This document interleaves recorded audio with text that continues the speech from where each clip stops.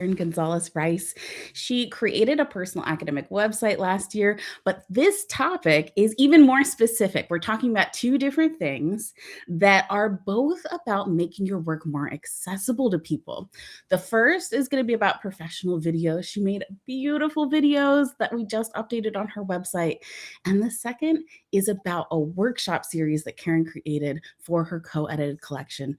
I'm very excited to dive into this conversation. But before we get started, Karen, would you be open to introducing yourself for people? Yes, of course, Jennifer. Thank you so much for having me. I'm really excited to get to talk about these topics. So, yeah, I'm Karen Gonzalez Rice. I'm an art historian, a museum studies professor, I'm a curator, and I'm also a coach for academics. I host the Good Enough Professor podcast. My most recent book is a co-edited volume with 3 other higher ed coaches. It's called Transformative Coaching in Transformative Coaching for Faculty and Staff in Higher Education. And in my current research, I'm really working on kind of connecting contemporary art and deaf visual cultures, and more broadly, kind of putting the disciplines of art history and deaf studies in dialogue. I remember that when we first met, accessibility was a value of yours. It was something that was coming into your research and you wanted it to come through to your online presence. So I'm curious, what does accessibility mean to you?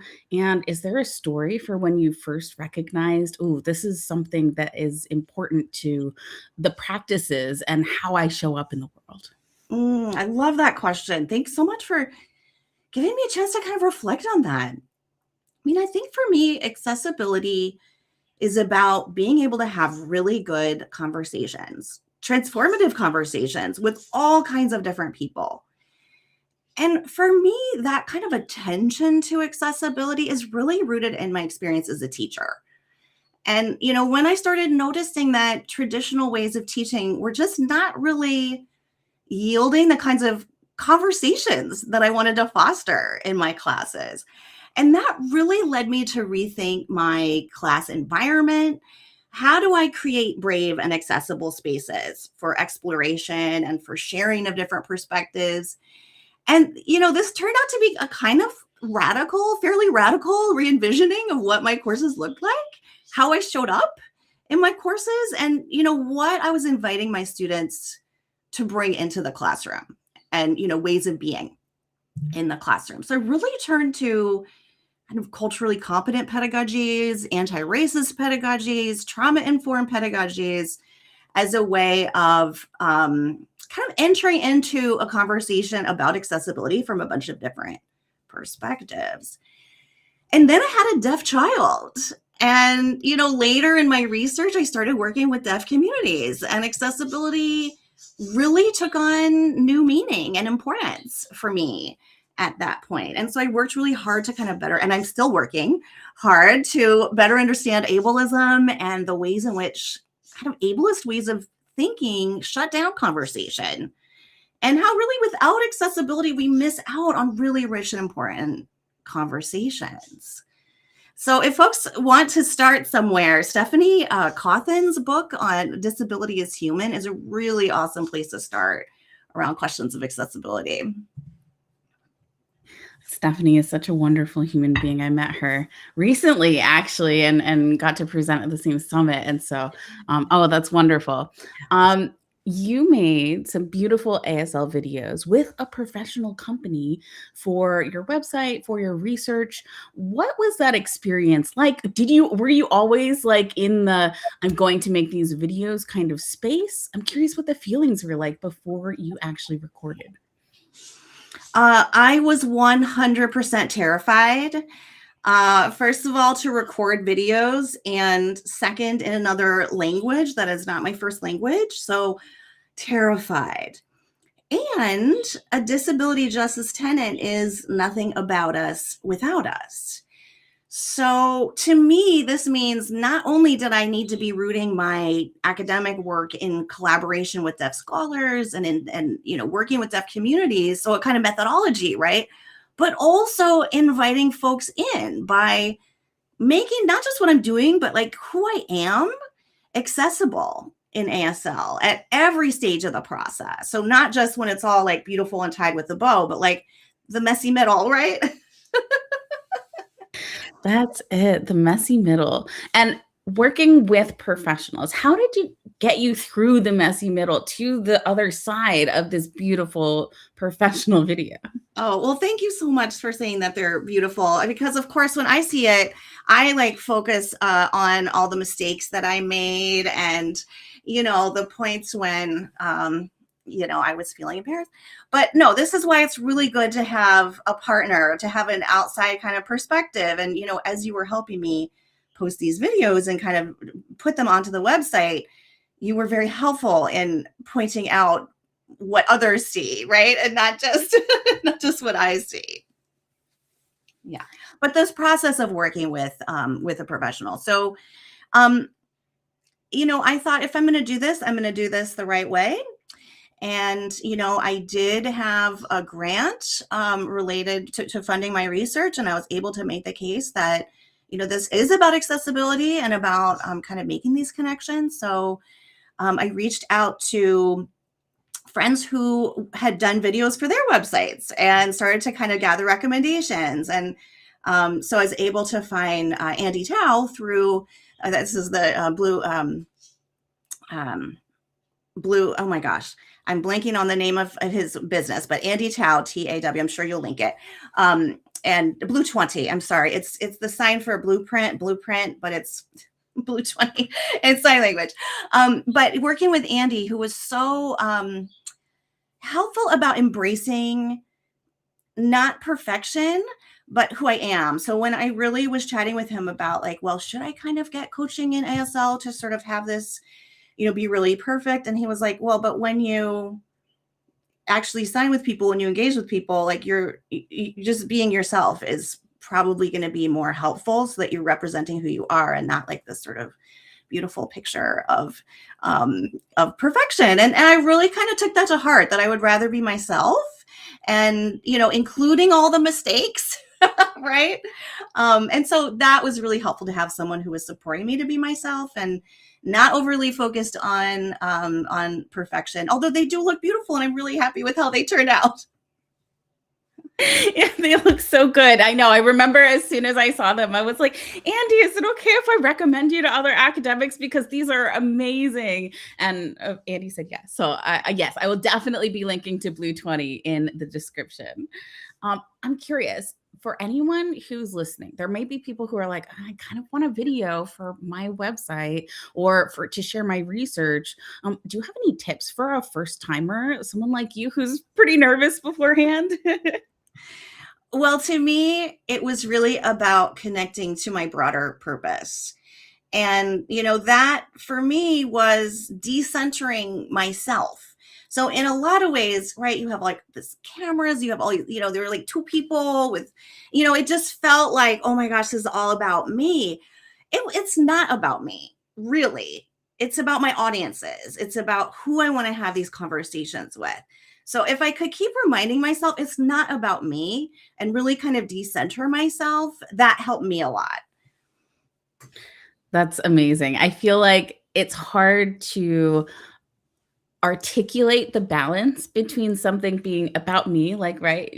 One of the things you loved about it was that it felt like leaning into who you are and leaning into the mistakes, because that represents what people are going to engage with you in real life, in person, but also like maybe on a Zoom call.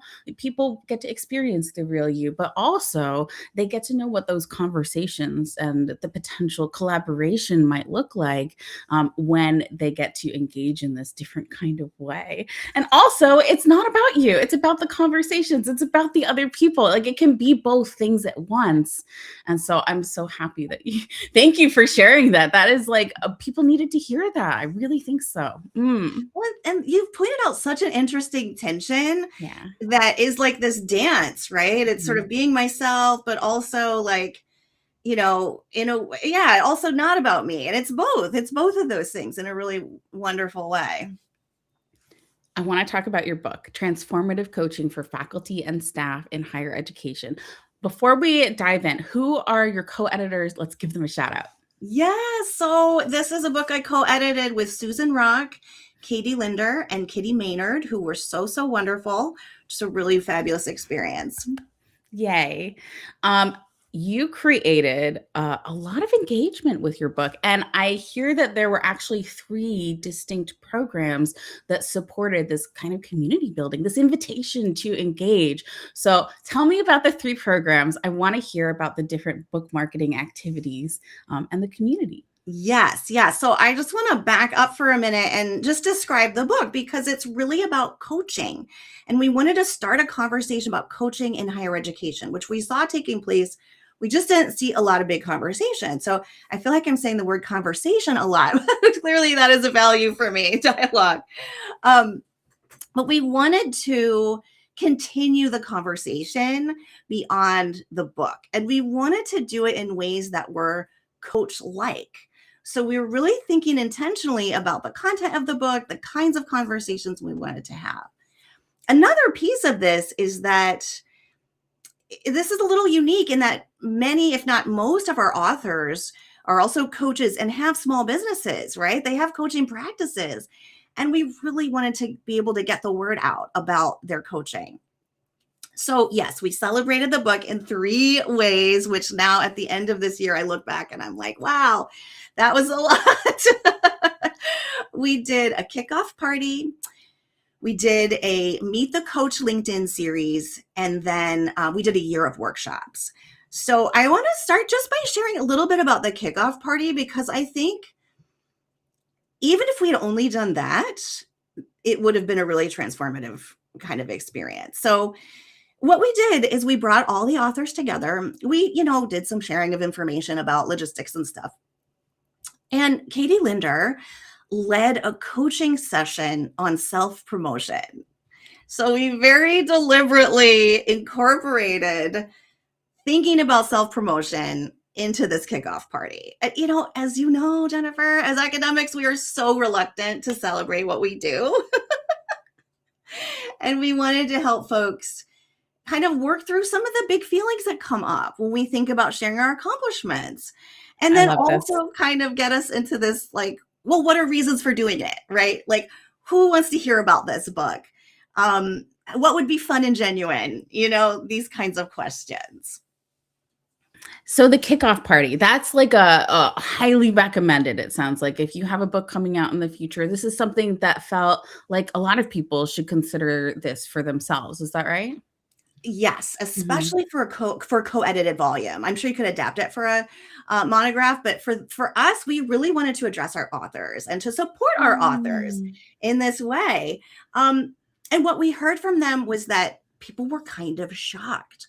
They had never had this kind of communal experience before, especially around something that would sort of help them, right? Sort of like help them develop skills.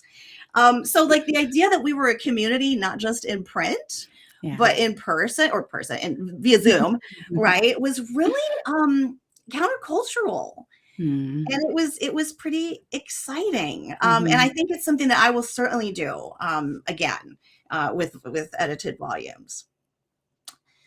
So I was going to say, I want to dive into, you said a month of LinkedIn. Is that right? Yes, we did. So I think that by doing the kickoff party, we really set the stage for a more participatory kind of back and forth engagement from our authors. And that was really important because we wanted to center and highlight our authors. So the Meet the Coach programming was throughout the month of October. The book came out at the end of September.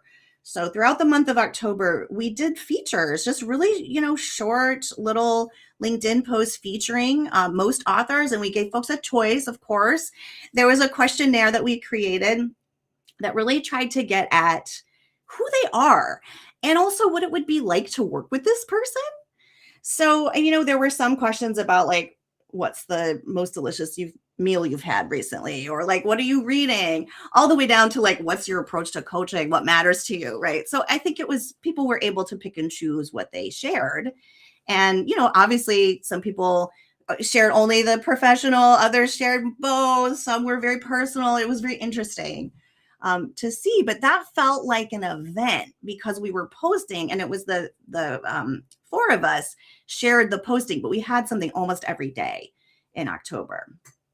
Every day. And there are 4 co-editors and daily posts, but you're switching off days, it sounds like. Exactly. So that it wasn't just my voice or, one person. It was that we wanted to show that this was a collaborative project. Wow, that's did you tag people? I'm curious about logistics. Did you tag people in the post? Did you each kind of like reshare them? What were there any kind of like suggestions or recommendations that you have for someone else who might be trying this? Yeah. So, a couple things. First, templates.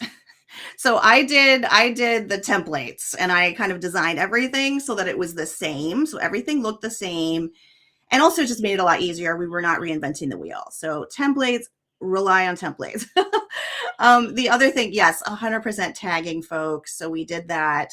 And then we reshared. Yeah. And so we were amplifying each other's posts. And it really did feel like an event. There was a kind of visual similarity. They kept showing up in my feed and you could sort of see that there was something going on.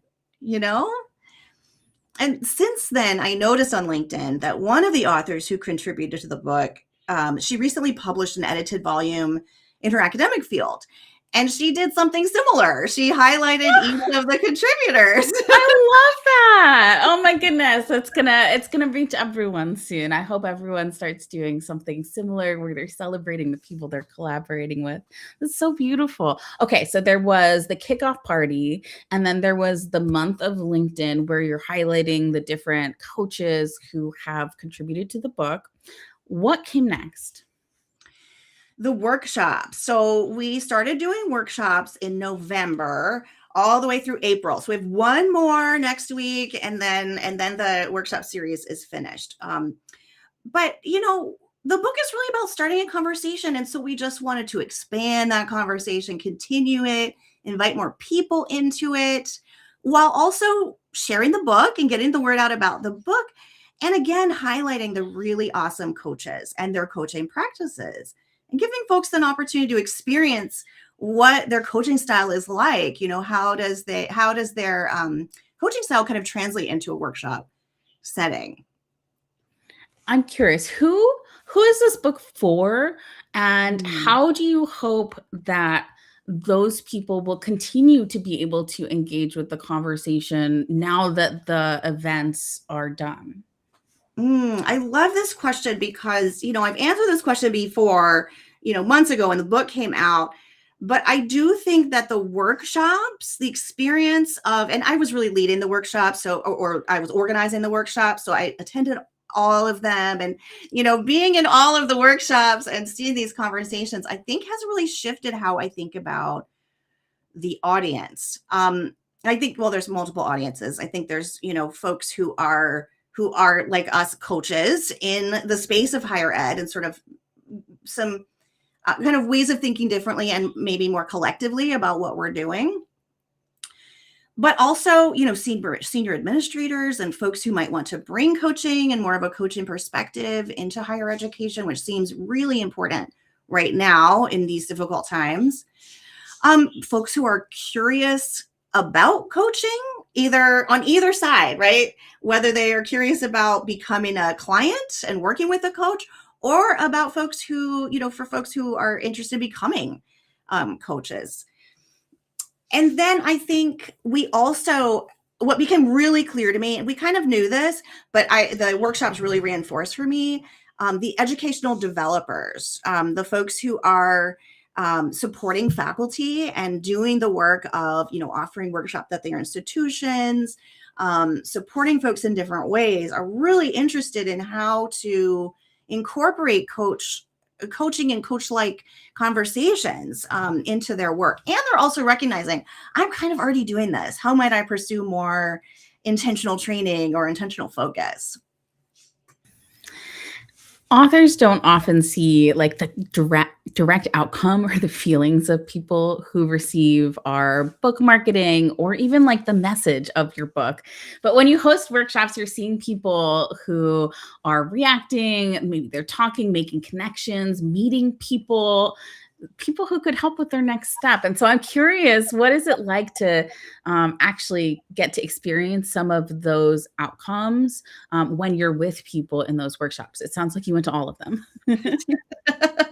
I did. I went to all of them, and I was just so impressed with all of the authors and the contributors who participated and who were offering such different ways of being and different models of what it looks like to coach, how to form communities in workshops. And yet they were all so different, and they were all just wonderfully engaging and transformative. So I think that I'm really proud to have given all these coaches and authors the opportunity to do that, to kind of have that experience. And I also am really proud that we created a community. We had some like hardcore followers, a couple folks who went to almost every workshop. So, that kind of node of folks who came to and then there were plenty of people who went to multiple but to sort of see that we were building this space of community and connection and bringing clarity to folks during really hard times in higher education right now, it felt really meaningful. And I was really pleased that we got to kind of address real existential challenges, as well as kind of joys and sorrows of the day-to-day. I so appreciate you being open about your experience organizing and building community and really creating spaces for more conversations. It sounds like conversations is a huge value to every part of your academic life. When we caught up, you mentioned that you hadn't updated your academic website in a year, but part of that was because you kind of felt like, oh, my online presence feels like me. It's kind of like where I want to be at. And there's not as many changes as maybe I might have felt in the past.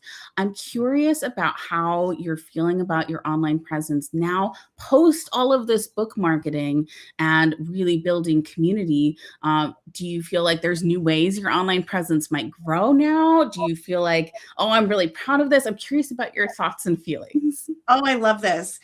I think that one of the major takeaways for me in the last year is that my online presence evolves, that it changes. It's not static. And I don't have to be tied to one platform or, one aesthetic or one thing. And Jennifer, you've really helped me in that conversation in particular. I remember you saying, well, what do you want more of, right? In your social media presence and your online presence. And I had kind of stopped posting exhibitions because I wasn't really using Instagram as much. And, you suggested, well, why don't you just try that on LinkedIn? And it's been so freeing. And I think, being able to just share images of something I saw and interesting artworks I saw without having to have some sort of perfect perspective, or I did not, I don't spend like an hour drafting some sort of and I mean, I value that when other people do it, but I just like to share the pictures and sort of, that feels good to me. So I have some of those, my posts are like that, and others are more reflective and, or more book related. And I think that recognizing that there's space for all of that has felt really liberating. I love that. I feel like sometimes when people want a more intentional online presence, they lean into almost like prescriptiveness. Actually, I have to be careful what I say because people will do exactly what I say sometimes. And I really want it to be opening, like world opening, conversation opening, and not restrictive. So I love that you found ways to share the art that you're visiting, the art that you care about, that touches you in ways that feel like you do have space to be reflective, and you do have space to just share the photos when that feels what's right for you that day. My husband's headed up to LACMA in a few minutes to go check out their new galleries, their member previews. And I think about how much I visit museums and don't share the things that I have just like rolls of photos in my phone. And I needed to hear your message today to encourage me to share more of that part of my life too. So thank you so much for this conversation, Karen. I feel like we've covered so many things. This is going to be so valuable for people. Is there anything that we haven't chatted about that you want to be sure to add before we wrap up? I think, my sort of coach brain is thinking about some of your questions around online presence. And, Yeah. for me, grappling with visibility was a key piece of being able to show up as myself and in ways that allow me to release perfectionism. And so I think that, and you helped me see this too, that this is not just about like strategies or templates or whatever. Like there's some inner work that I had to Yeah. do to be able to foreground my values, right? Like building conversations is more important than like that I love every photo that's up there, right? That's it. That's it. One last little question if you're open to it. You mentioned templates for your month of LinkedIn. Were those Canva templates? I'm curious about what you meant by templates. Yes, I just created templates in Canva, and also just Amazing. like mental templates, I think, in a certain way. Oh. Like so for the workshops, I sort of created, I worked out how many times do I need to post about this to Mhm. get the right, and trial and error, of course. But I ended up doing like 2 posts. One was focused on, you know, it maybe was a description, and the other was the person. But having in my mind like an expectation really Yeah. helped me release like ruminating about it, if that makes sense, and like Mm. worrying about like what's next. Well, oh no, it's the one where this is going to be about the person, right? And that really streamlined things for me for sure. I love this. Okay. This has been such a good conversation. I feel like if I ask any more questions, it'll become overwhelming for people. So we're going to end it today. But Karen, please come back on my podcast in the future because I know there's so much more that we could totally talk about. Thank you so much. Stay on for a moment as we finish up the stream. Thank you, Jennifer. This has been delightful. Yay.